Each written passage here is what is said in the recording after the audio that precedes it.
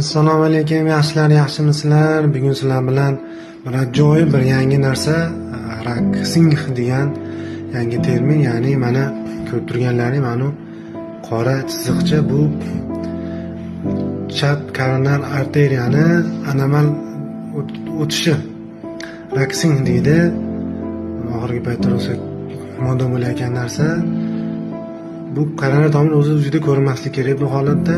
Bu ko'rinib qolsa shu anomal natxajini deydi. Mana qon tomiri o'tib ketyapti, yurakda boquvchi qon tomir.